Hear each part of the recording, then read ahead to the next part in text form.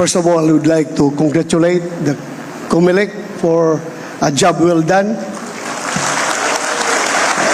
A very successful 2025 midterm elections.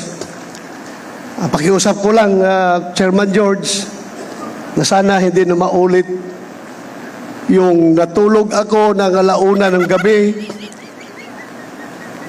20 million na yung boto ko. Paggising ko sa umaga, naging 16 million. Sabi ko, ninakawan ata ako ng 4 million votes Pero you explained it properly, you explained it professionally, so maraming salamat for that clarification. I would also like to congratulate my Duterte PDP party mates for fighting a good fight. Marami akong natutunan sa inyo. Philip Salvador, Jimmy Bundok, JB Hinlo, Raul Lambino, Vic Rodriguez, Doc Maritis Mata, and Pastor Apollo Kibuloy. Natutunan ko sa inyo na pwede pala tayong mahalin ng taong bayan kahit wala tayong daladalang ayuda. Thank you for giving me that lesson. And also, I would like to congratulate my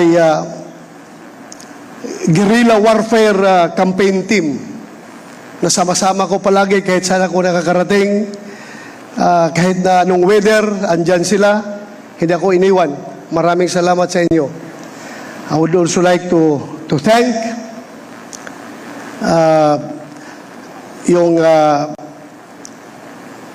more than 20.7 million Filipinos na patuloy naniniwala at sumusuporta sa akin.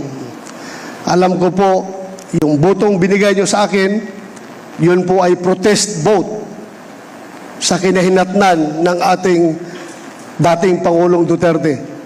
Kaya nasaan ka man ngayon, President Duterte, sir, I dedicate this victory to you. Maraming salamat po. At kay Vice President BP Sara, maraming salamat sa iyong patuloy na encouragement and motivation na binibigay sa amin. Thank you for the inspiration.